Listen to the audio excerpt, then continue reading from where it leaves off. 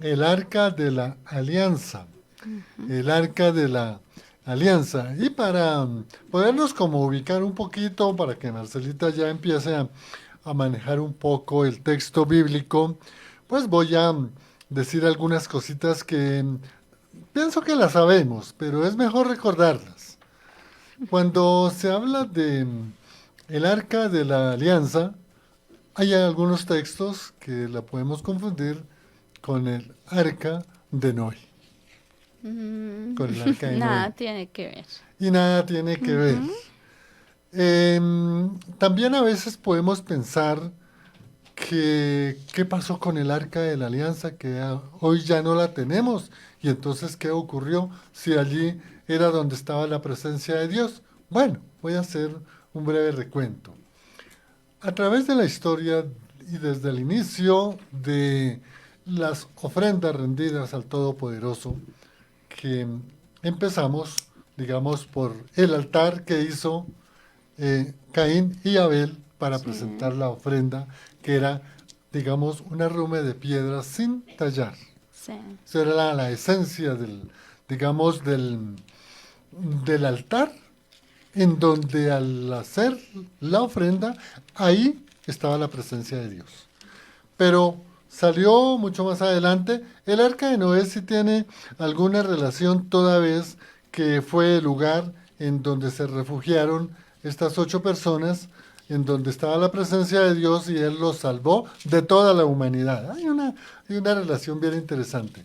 Pero ya realmente, cuando se habla del arca de la alianza, es ya en pleno desierto, cuando el pueblo sale esclavo de Egipto y pasa en el desierto. Y el Señor Todopoderoso, le habla a Moisés y le da todas las especificaciones para construir un Ujú, tabernáculo. Eso ustedes lo saben muy bien. El tabernáculo que vemos a veces en la foto, esa tienda tan bonita, esa ujú. forma con que Dios le indicó a Moisés cómo iba a ser organizada, la forma, los colores de las telas, todo lo que iba. Y también, a la vez de que le dio todas las especificaciones, Dios a Moisés cómo debía ser el tabernáculo, que es como el antiguo templo, llamémoslo así, algo especial fue mandar construir el Arca de la Alianza. Sí. Y uno puede pensar que el Arca de la Alianza es, digamos, grandísima. Pues mire que no, llevándola a centímetros de largo, tiene 1,11 centímetros. Pequeñitas. Pequeñita. Y de ancho, 67 centímetros.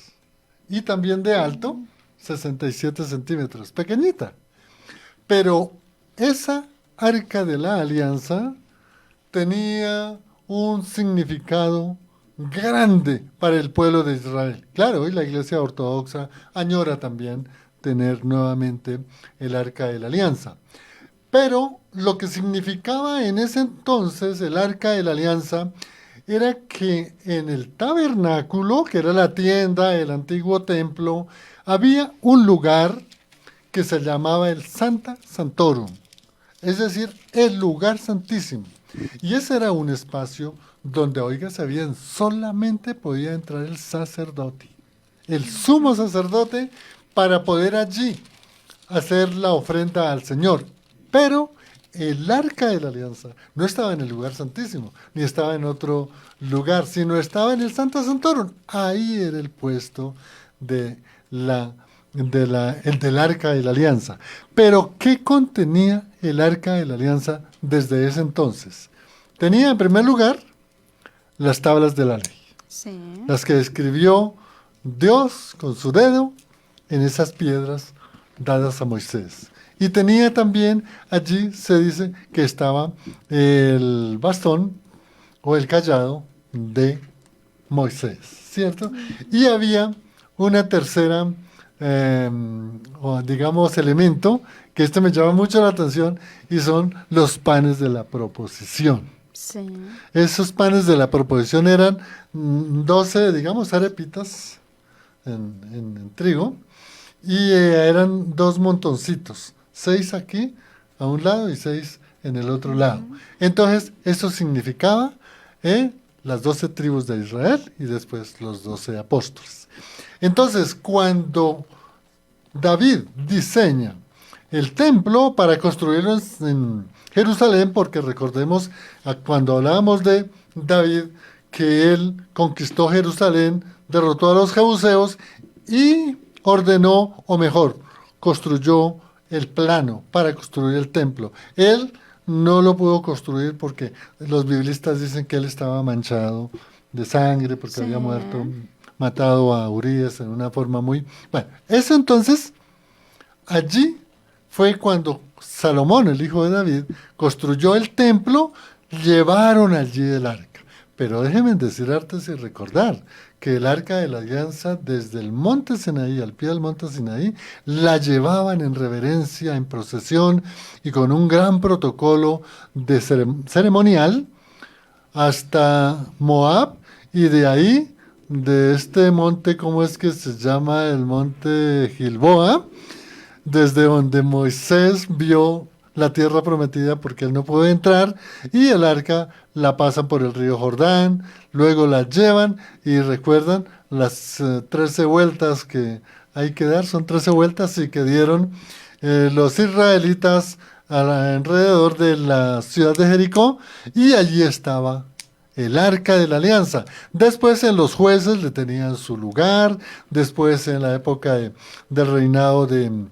bueno, en la época de los jueces la perdieron en una batalla, la cogieron los filisteos, después la regresaron, después David fue y la rescató, y ahí hay un hecho bien hermoso, esto es una película y eso le da a uno mucha emoción, es cuando David regresa el arca, creo que era Berseba, a Hebrón, y él se emociona tanto que empieza a danzar y bueno, por ahí es criticado con su esposa Mical. Pero eso más adelante lo ampliamos. Lo que quería terminar ya es que luego el arca de la alianza la colocan en el templo, también en un lugar llamado Santorum. Sí. Pero desafortunadamente, mire amigo oyente, y es triste, yo creo que ese es un dolor tremendo para el pueblo de Israel, especialmente para el pueblo judío ortodoxo. Es que el arca de la alianza, cuando Nabucodonosor en el año 587, llegaron, unos tienen una fecha que es más bien 566 o 565, llegaron, derribaron la muralla, derribaron la ciudad, pero lo más triste es que derribaron el templo. Y hasta ahí se sabe que el arca de la alianza estaba ahí en el lugar Santorum. Se dice no muy confiable el texto porque es en un libro deuterocanónico, que es Segunda de Macabeos, que Jeremías sabía que Nabucodonosor iba a tomarse y a destruir el templo y la ciudad de Jerusalén, y que él la tomó y se la llevó para el monte, no sé si es el monte Nebo. Ahorita miro el documento que tengo como PowerPoint y les indico, pero dicen que esa arca la sacó Jeremías, la llevó para allí porque sabían que la iban a destruir, ordenada por Dios, creo que es el monte Gilboa, y nunca más se pudo saber del arca de la alianza para los judíos. Tremendo, ¿no? Sí. Bueno, Marcelita. Sí, no, pues qué interesante todo, digamos, como este panorama que Juan nos hace, histórico y demás. Entonces, pues importantísimo que nos ubiquemos allí en la palabra de Dios para conocer ese contexto que Juan nos lo dijo de manera muy resumida.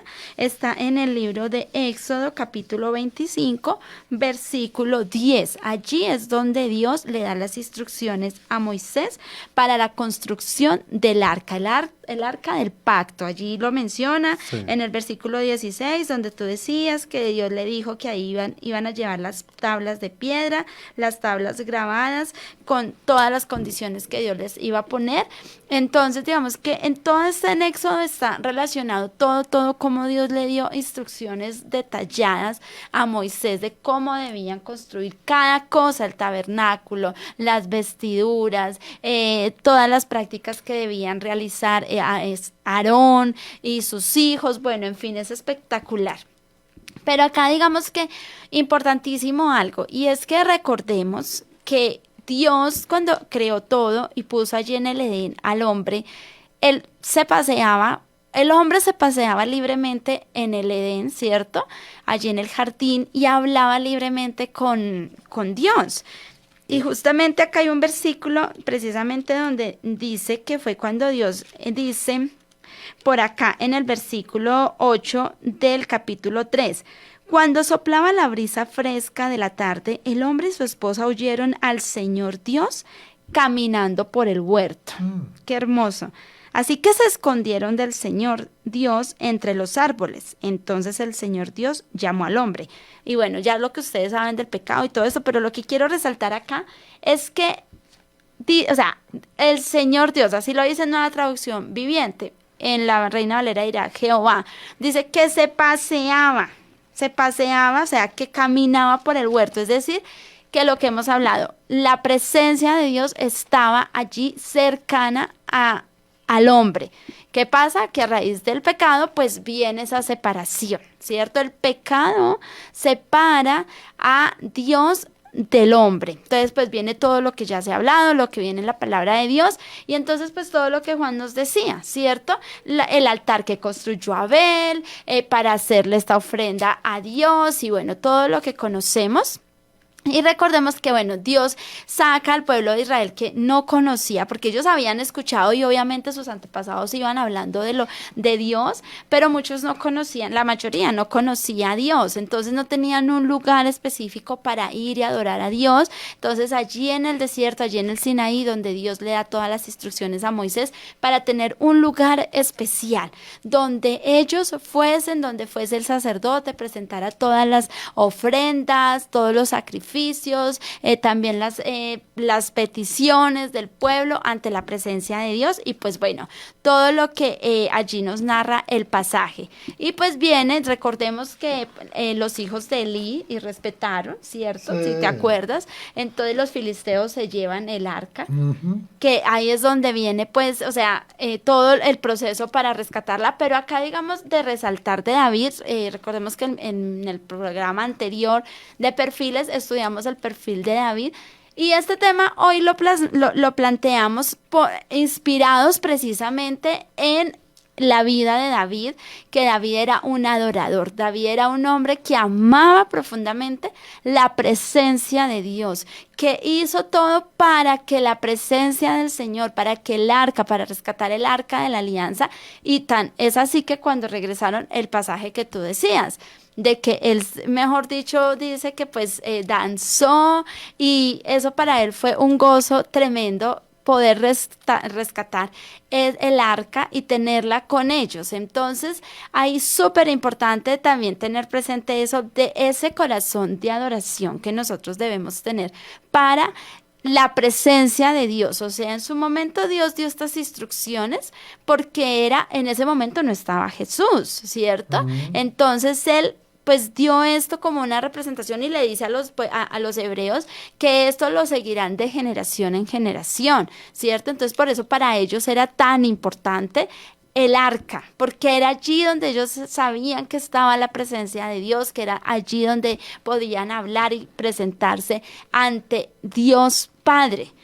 Pero pues todo lo que viene en adelante. Entonces, dicho esto, vemos que hay muchas cosas que se dieron en torno a esto, y pues también muchas, o sea, yo me acuerdo, hay un pasaje en la Biblia, no me acuerdo, en un lugar donde llevaron el arca y que le salió tumores a las vacas, allí en los filisteos, sí, ¿cierto? Sí.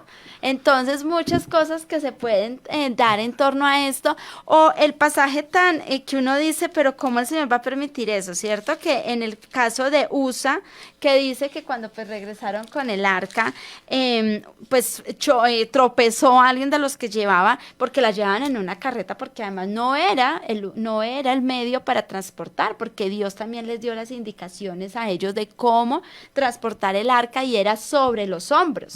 Y ellos no, la fácil, la llevaban en una carreta, imagínense. Tirada por unas vacas. Exacto, cuando... Eso no era. Era, o sea, Dios se los entregó, todo el protocolo se los dejó plasmado allí, y un irrespeto realmente, como una falta de seriedad a lo que era trasladar la presencia de Dios. Y pues bueno, viene este pasaje que uno a veces no entendería, Juan y oyentes, y es donde dice que pues Usa, cuando fueron a tropezar, y claro, pues él, por evitar que el arca cayera, pues alcanzó a tocar. Y conociendo el protocolo que no se podía tocar. Sí, pero pues él diría, si la llevan en una carreta y la están hablando, pues, o sea, por lo menos yo quiero pues como que no vaya a caer. Pero pues viene este pasaje que está en el libro segundo de Samuel, capítulo 6, que es donde trasladan el arca, está relacionado el traslado del arca, y allí en el versículo 6 en adelante, pues es donde dice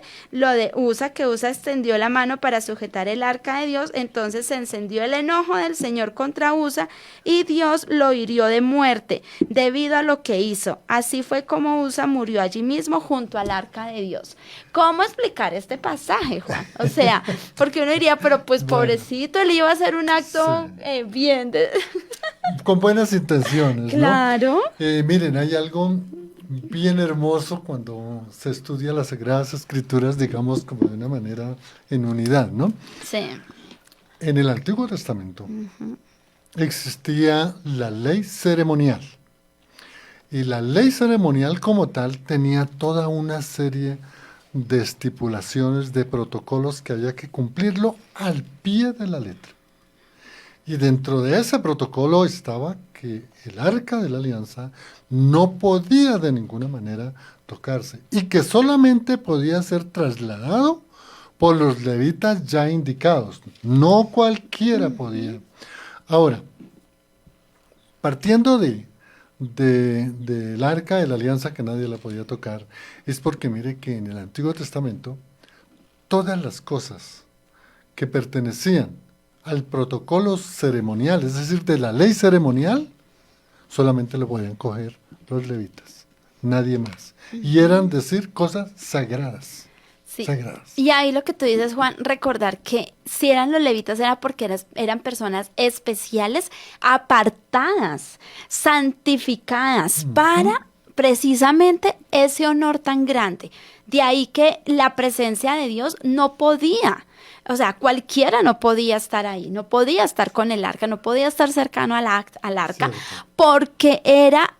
O sea, recordemos que Dios no tolera el pecado, ¿cierto? No lo tolera. Entonces, ¿qué pasa? Que Dios dio todas estas instrucciones porque Dios conocía el corazón del hombre y pues de allí de su pueblo Israel. Entonces, ¿qué pasa? Dios dio esas instrucciones de que debían ser personas santificadas, personas que se purificaban antes de entrar allá al tabernáculo. Y eso, pues lo que tú dices, Juan, son las instrucciones de Dios. ¿Por qué? Pues porque Él es soberano y eso es lo que Él estipula. Además, me devuelvo un poquito en el libro primero de Samuel, capítulo 5, que es donde pues el arca llega al territorio filisteo, y es que algo tan terrible como ellos hicieron, llevaron el arca, ellos creyeron que, o sea, como que eso lo tenían como una superstición, porque ellos eran un pueblo muy pagano y muy supersticioso, entonces creían, y yo creo, y ahorita en las aplicaciones actuales vamos a ver eso, ellos creían que porque, pues como Dios les ha hecho milagros, ¿cierto? Vemos que cuando ellos llevan el pueblo de Israel, llevan el arca sobre los hombros, los sacerdotes, los levitas, sucede esto, sucede aquello, entonces ellos pensaron que ellos también, para ellos iba a estar pues también el milagro. Entonces dice que metieron el arca de la alianza en el templo del dios Dagón, Dagón, imagínense cosas, o sea, ahí Dios también que nos está mostrando la presencia de Dios. No es, Dios es soberano, es omnipotente y está en todo lugar porque es Dios, ¿cierto? Pero otra cosa es que la presencia de Dios está en todo lugar y no está en todo lugar y no tolera eso de que no es que bueno, en las aplicaciones lo diré, pero mire que ahí nos deja claramente, porque tenían el arca en el templo junto al dios Dagón, y ahí es donde pues vienen los tumores que le salió precisamente allí a la gente de Asdod y de las aldeas cercanas, que Todo fue el una pueblo. plaga de tumores que les salió, y entonces ahí fue donde ellos se dieron cuenta y sacaron el arca, y bueno, ustedes pueden seguir la lectura. Devolvieron. La devolvieron porque antes les estaba haciendo era un daño. Interesante, Marcelita, antes de ir a la pausa, claro, el pueblo filisteo y los pueblos cananeos en general, pues se daban cuenta como un pueblo que apareció del desierto, no con buenas armas, muy poco ejército, pues ganaban todas las batallas. Y eso fue lo que pasó con, recuerda, con Balaán, Sí. de este Balac que mandó al profeta Balaán para que maldijera al pueblo, porque tenían miedo que el pueblo entrara a tierra prometida y les ganara las guerras. Entonces, ellos en su superstición, en su brujería, llamémoslo hoy en términos contemporáneos, pues ellos dijeron, no, la clave es que ellos ganan la guerra porque tienen esa arca de la alianza, pues quitémosela.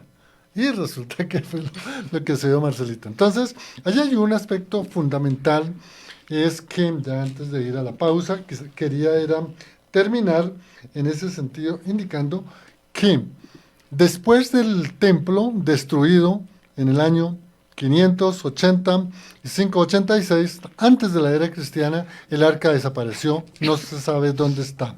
Ahora decimos algunas hipótesis de pronto dónde está. Pero lo más importante es que en el templo, cuando fue reconstruido, realmente el arca no estuvo allí. Entonces, eso es lo que podemos hablar, porque en el Nuevo Testamento las cosas ya no son sagradas, sino son las personas. Pero no nos vamos a detener ahí. Lo que quería decir es que en el diálogo de Jesús con la samaritana hay algo impresionante.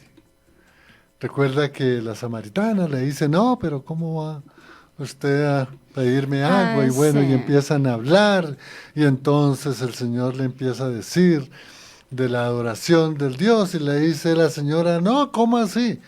Unos dicen que hay que entonces ir a adorar en el monte Gerizim, y ustedes los judíos dicen que hay que ir a adorar en el monte santo en Jerusalén, y entonces ahí empieza eso, y el Señor le dice, no, llegará el día en que no se adorará ni en el monte Gerizim, ni en el monte Sión, ni en el templo, sino que se adorará al Señor Dios en espíritu y en verdad. Y esto es lo que introduce de que si el arca de la alianza en el Antiguo Testamento, y aún hoy para los judíos ortodoxos, ellos están esperando que el arca está por allá guardada y la van a rescatar, y ellos tienen eso en su corazón, y qué bueno tener esa fe.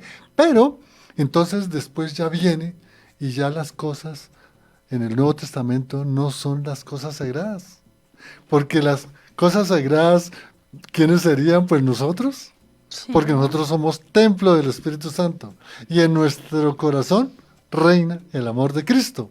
Entonces aquí hay un cambio total. Ese es un tema muy bonito para poderlo explicar, ¿verdad? ¿Por qué desapareció el Arca de la Alianza en el año 586 con Nabucodonosor, lo que yo les decía de Jeremías, que la llevó a Monte Gilboa, que allí está guardada en una cueva, que aparecerá el día en que así sea la voluntad de Dios? Pero lo que les quería compartir es que es bien interesante, porque el arca sí tiene un gran significado. Y es que donde estaba el arca de la alianza, ahí estaba la presencia de Dios. La presencia de Dios. Y uno dice, no, pero ¿por qué entonces el Nuevo Testamento no está? Es que la presencia de Dios estuvo en Cristo. Y Cristo, hecho hombre, Dios hecho hombre, perdón, Él, en su humanidad, en su divinidad, nosotros somos el reflejo de la imagen y semejanza de Cristo. Entonces ya no hay necesidad del arca. Para nosotros, los gentiles, los creyentes del Evangelio, para nosotros el arca fue un prototipo, fue una tipología, fue una prefiguración, fue un lugar en donde hacía presencia el Todopoderoso. Hoy el Todopoderoso hace presencia de nosotros por medio de el Espíritu de Dios, por medio del Espíritu Santo. Y entonces miren, la historia del Arca de la Alianza, recordemos que quien la construyó fue el señor, ¿cómo es? Bezalel. Bezalel. Pero mire, ustedes si quieren conocer bien exactamente todo lo que fue realmente la construcción del arca de la alianza, el propósito, el significado, cuándo estaba allí el Señor, por qué los querubines, por qué las medidas, por qué la tapa de la propiciación, ustedes deben buscar Éxodo 25:22. Y lo mismo Levítico 16:2. Como esto queda grabado, ustedes miren allá, porque es interesante mirar. Primera de Samuel 4:4, y hay lo del carro que decía Marcelita. Miren, allí también pueden verlo en Crónicas, Primera de Crónicas 28:18, en Números 7:89, en Jueces, pues cuando se pierde el arca, en Josué 7:6-10, y lo mismo en Jueces 20:27-28, y ahí hay una serie de citas en Levítico que es muy importante, que es la parte ceremonial, que está 16:2, 3, 13:15, 17, y en Hebreos 9:7 también se repite. Hay otros textos que hablan de la recuperación, del paso del Jordán, del Arca de la Alianza, está número 3, 33-34, también en Josué 3:1-4-8, ese es el paso por el Jordán, está Josué 3:6-13, está número también, números 14:44-35, y ahí a lo último está en esa recuperación del el arca de la alianza, está en Primera de Samuel 4:6-8. Estos versículos, prácticamente si usted los examina detenidamente, le van a enseñar todo lo que realmente es la historia del arca de la alianza, Marcelita. Sí, pues lo que tú decías, bueno, ahí lo pueden ir leyendo, todo está en Éxodo, en el capítulo 37, que es donde pues Bezalel, lo que tú decías, empieza a construir pues el arca bajo las instrucciones que Dios le había dado a Moisés, y que pues por supuesto él se las transfirió al pueblo y a las personas que Dios había elegido para esta labor tan importante. Pero digamos que cuando hablamos del arca, sí, Dios, toda la palabra de Dios, y lo hemos hablado también en los programas, en los miércoles y todos los programas acá en El Impulso, que son tan doctrinales y tan excelentes, ahí nos habla precisamente, todo el Antiguo Testamento nos está hablando de lo que sería Jesús, el Mesías, ¿cierto? Entonces, ahí también Dios o sea, ¿qué podemos traer ahora, digamos, como a nuestro presente? A raíz de que ya estamos bajo la gracia y demás.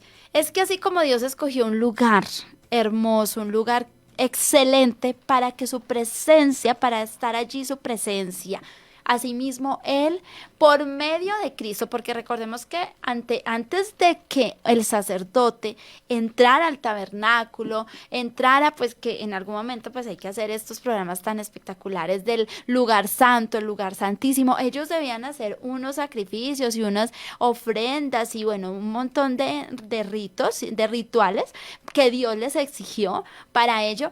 Pero precisamente ahora Jesús ya fue ese Cordero perfecto, fue ese Cordero que precisamente Él dio su vida por nosotros para que nosotros podamos venir ante el trono de la gracia. ¿Pero esto qué quiere decir?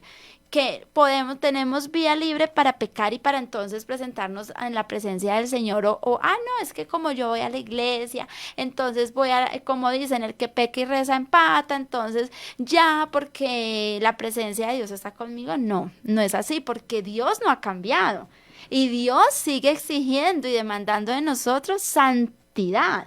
Entonces, ¿quién es ahora el que es portador de la presencia de Dios? Ya no es ese elemento hermoso hecho de oro y todas estas cosas, sino nosotros, usted y yo, cuando hemos venido a Jesús, cuando le reconocemos nuestro pecado y cuando aceptamos el sacrificio de Jesús para presentarnos ante el Padre, que Jesús es el que nos limpia y nos santifica, entonces nosotros pasamos a ser ese lugar donde habita la presencia de Dios.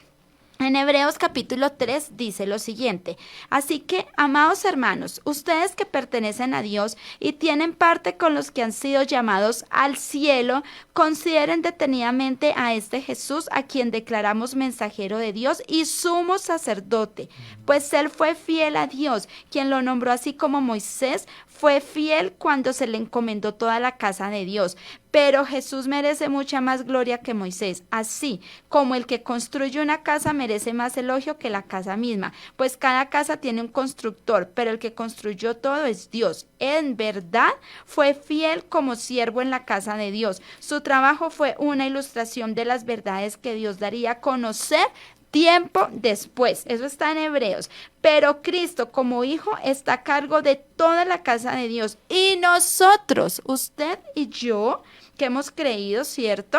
Si nos armamos de valor y permanecemos confiados en nuestra esperanza, pero Cristo como Hijo está a cargo de toda la casa de Dios. Y nosotros somos la casa de Dios.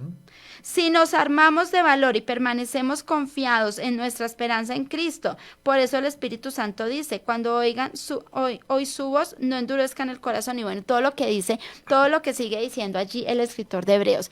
Nosotros, mire que ahí hace relación a Moisés y el paralelo con Jesús. Como Dios llamó a Moisés para preparar, para armar, para construir, ¿cierto? El arca, ese lugar, pero viene y Jesús es el que nos prepara a nosotros. Nosotros somos la casa de Dios, nosotros somos el lugar donde el Señor ahora habita en nosotros. ¿Cómo está nuestra vida? Y en 1 Corintios capítulo 3, versículo 16-17, el apóstol Pablo, allí inspirado por el Espíritu Santo, dice, ¿no se dan cuenta de que todos ustedes juntos son el templo de Dios y que el Espíritu de Dios vive en ustedes? Dios destruirá a cualquiera que destruya este templo, pues el templo de Dios es santo y ustedes son este templo. Qué bueno, Marcelita, que hayas tocado ese punto tan importante en el Nuevo Testamento, porque allí Pablo lo que está haciendo es una interpretación de todo el significado de lo que era el Arca de la Alianza. Sí, señor. Y a propósito de lo que tú estabas indicando, miren este texto que es tomado del Ministerio Ligonier, en donde lo que dijo Marcelita es como la unidad de lo que nosotros debemos entender hoy en la iglesia, hoy en el Nuevo Testamento. Voy a leer el significado de este estudio. Dice, la relación del arca con la presencia de Dios exigía que se la tratase con el debido respeto y la más alta consideración. Debido a esto, tanto al ponerse en marcha el arca como al posarse, es decir, cuando la colocaban en el tabernáculo, Moisés pronunciaba expresiones de alabanza al Señor Todopoderoso, conforme a Números 10, 35, 36. Por otra parte, dice aquí este estudio de Ligonier, tal como fue la impresión que causó en el sumo sacerdote Elí al oír que los filisteos se habían apoderado del arca, que perdió el equilibrio. Esto le pasó a Elí, eso fue el acabose para este hombre. Cayó de espaldas y se desnudó. Mire, por el mismo motivo, cuando su nuera estaba en la agonía de la muerte, dijo Elí, ¿no? La gloria se ha ido de Israel al desierto, porque el arca de Dios verdadero ha sido tomada por los filisteos. Así lo dice 1 Samuel 4, 18, 22. Y termina diciendo el texto, ya cuando el arca se había rescatado y estaba en el templo, hecho por Salomón, proclama esto, mire. Posteriormente, el rey Salomón afirmó, los lugares a los que ha venido el arca de Yahvé son cosas santas para la gloria de Dios. Entonces, este texto, con lo que estaba leyendo Marcelita, fue en 1 Corintios, ¿cierto? Sí. Coincide como toda esta descripción del arca de la alianza y todo ese ceremonial era una prefiguración en donde estaba ahí la presencia de Dios, pero que vendría, ¿con quién? Como lo leyó Marcelita, con Cristo Jesús, el Mesías, el Salvador. Sí, sí, definitivamente toda la palabra de Dios es tan perfecta y tan maravillosa, y ahí justamente es eso, o sea, es de que Dios, nosotros cuando venimos al Señor, aceptamos a Jesús, creemos y decidimos nombrarlo como el Señor y Salvador de nuestra vida, aceptamos el sacrificio que Él hizo, pues nosotros ahí hacemos un pacto con Dios, ¿cierto? Porque hacemos un pacto de reverencia, de amor. No podemos volvernos irrespetuosos como le pasó a Elí, como le pasó a muchos que creyeron que podían, o sea, que pensaron que la presencia de Dios era algo supersticioso, y ahí la palabra del Señor nos dejó claramente establecido en la palabra. Ustedes lo pueden leer en todos estos libros de Samuel, de Crónicas, como Dios, ellos pensaron, muchos creían lo que Juan decía, como supieron de todas las hazañas que Dios hizo para el pueblo de Israel. Los sacerdotes, los levitas llevaban el arca sobre sus hombros. Ellos creyeron que era algo supersticioso y no, o sea, por eso eran personas apartadas, elegidas para llevar la presencia de Dios, y unos eran los que eran elegidos para entrar al lugar santo. Entonces, de ahí que nosotros ahora, al tener esta relación con Dios, con nuestro Señor, debemos venir al trono de la gracia para honrar lo que Dios ha hecho en nosotros, y que ahora usted y yo somos portadores de la presencia de Dios. No solamente es el pastor, no solamente es el líder. Usted que cree en el Señor, usted que dice ser cristiano, usted tiene el deber de honrar y darle el valor a la presencia de Dios en su vida, ¿cierto? No es de que lo que, ay, es que pastor, es que usted ora tan bonito y usted, no, o sea, es cada uno de nosotros, o sea, con nuestra vida de santidad, porque para eso también Dios nos aparta. Ya no estamos bajo el tema del sacerdocio, pero ahora somos nosotros los que debemos vivir una vida en santidad. Todos los días el Señor nos ayuda para que podamos vivir en santidad. De ahí que debemos orar, de ahí que debemos alimentarnos con la alabanza, con adoración, con acción de gracias, con ir a la iglesia, congregarnos, leer la Biblia, conocer la Biblia, para así alimentar en nosotros la presencia de Dios y poder vivir en santidad. Qué bueno, Marcela, porque tú ya llevas este ceremonial y este significado grande delante de Dios, del Arca de la Alianza, el lugar en donde el Señor estaba allí en la presencia de su pueblo.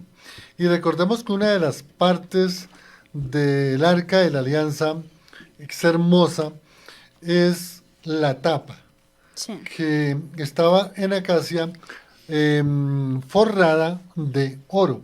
Y es lo que se llama el propiciatorio. Sí. Propiciatorio es propiciar, que es como facilitar, conceder, dar, que es lo que nosotros llamamos la gracia que Dios nos dio por medio de Cristo. Por eso es que en las doctrinas de la salvación estudiamos esa doctrina específica, que es la doctrina de la propiciación, es decir, Jesús el propiciatorio. También se indica que propiciatorio es ese lugar en donde hoy muchas veces se acerca uno a adorar. Marcelita todos los días tiene ya su lugar, como su altar en donde se inclina y ora. Ese es el propiciatorio, que es la intercesión. Pero los quería comentarles ya, amigo, tiempo, porque este es un tema fantástico y es muy extenso.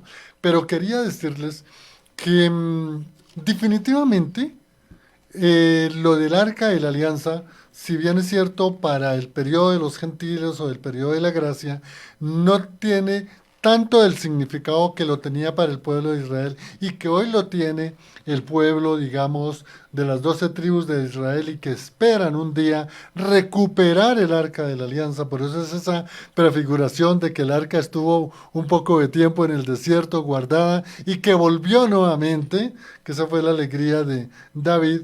Es que hay por lo menos unas 6, digamos, teorías en donde se cree que el Arca de la Alianza está.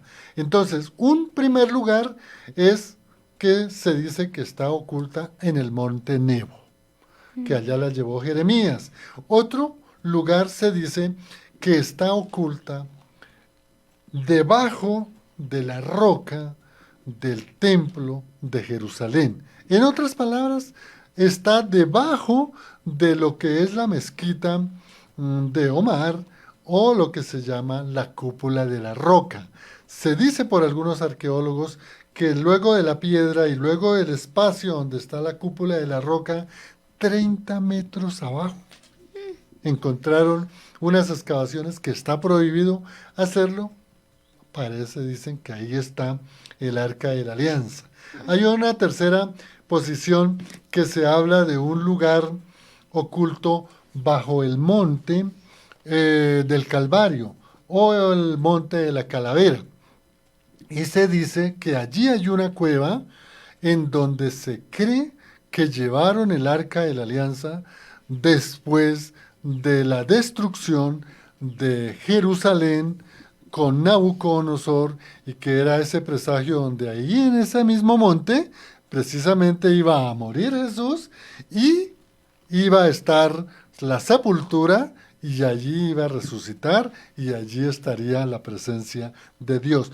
Dicen que esas son posiciones que a veces no dan mucha credibilidad, pero eso son cosas de Dios.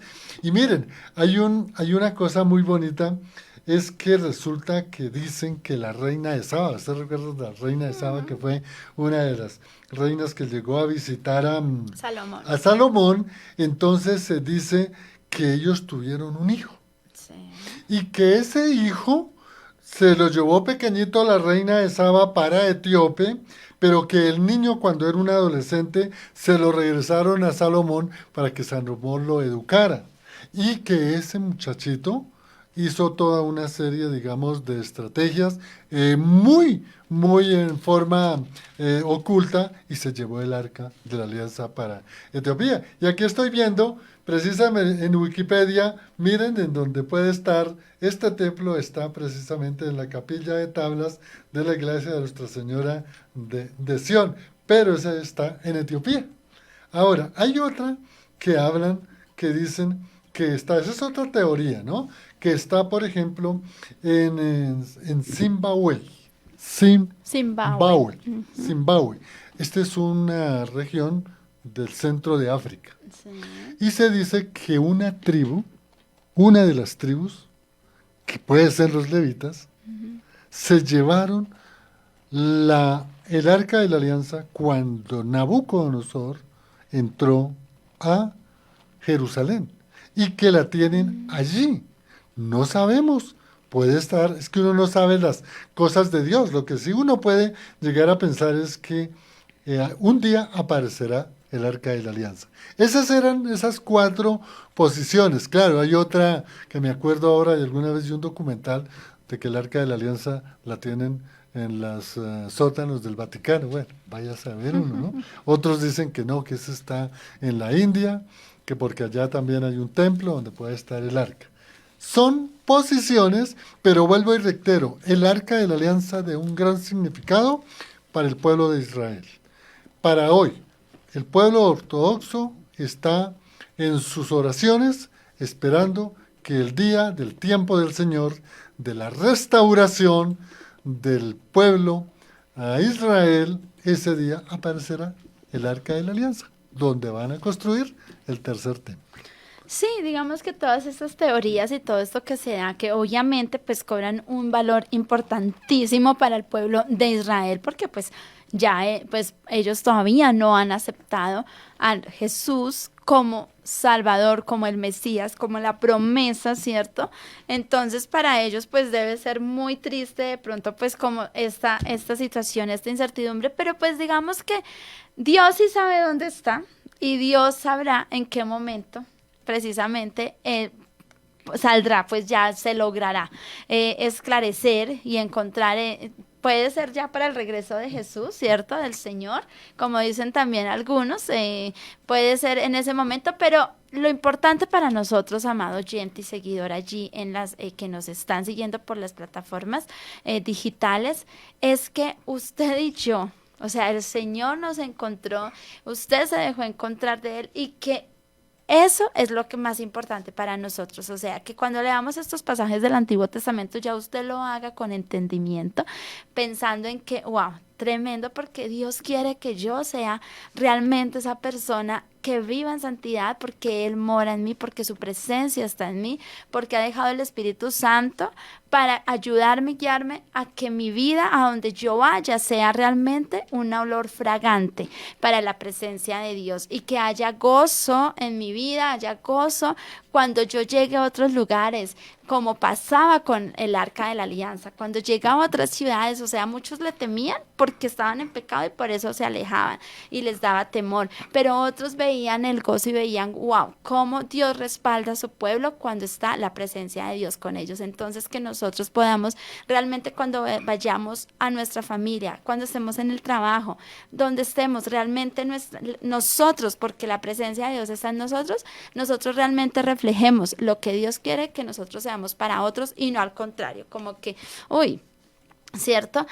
Así que eso es el mensaje de parte mía. Todo eso, obviamente, historia, es muy importante conocerlo, pero recordemos que usted y yo somos ahora el templo y somos la casa de Dios. Así es, Marcelita, y qué buena conclusión, porque realmente hoy en el Nuevo Testamento, en el periodo de la gracia, es decir, en la iglesia de Cristo, está el cuerpo, que es la iglesia universal. Y allí es donde nosotros, en nuestro corazón, en nuestra vida, está la presencia de Dios. No está en un objeto. Les recomiendo una película que es espectacular. Yo la vi hace un poco de tiempo. Es de la franquicia esta Indiana Jones, Sí. que se llama precisamente El Arca de la Alianza y los Nazis. Es un trabajo espectacular en el cine, donde usted queda ahí bien con claridad lo que realmente es la historia y el significado, y lo que será cuando se encuentre el Arca de la Alianza. Marcelita, se nos ha agotado el tiempo. Agradecemos aquí a las personas que estuvieron conectadas en YouTube, no sé, en WhatsApp, quienes estuvieron ahí, o en Facebook. Sí, no, digamos que sabemos que hay muchas personas, Listo. es viernes por la tarde, están corriendo con resto de actividades, así que los saludamos a quienes están en este momento, a quienes están también sintonizando por los 1130 AM, por la señal online. Un saludo también para quienes se conectan después a ver y a escuchar este contenido. Los animamos a que lo compartan, a que lo envíen con sus amigos, familiares, conocidos, para que conozcan más, y pues porque esto es un estudio bíblico. Su estudio bíblico en casa, imagínense, a solo un clic. Así que sigan este contenido ahí en las plataformas digitales. Un abrazo, un saludo, y gracias a Lorenita por el agüita que nos trajo. El Señor le bendiga grandemente. Un saludo a los pastores Diego y Liliana. Así es, Marcelita. A ti gracias por tus comentarios, sus enseñanzas, su compañía, en donde yo me siento completamente realizado. Una cosita, miren. Así como el poder de Dios estaba en la presencia en el Arca de la Alianza, hoy el poder de Dios y el poder del Espíritu Santo está en cada uno de nosotros, que formamos la iglesia, el cuerpo de Cristo. Bendiciones, les habló Juan de Jesús Sánchez. Aponte de gracias a Lorenita en el Control Master. Bendiciones. Bendiciones.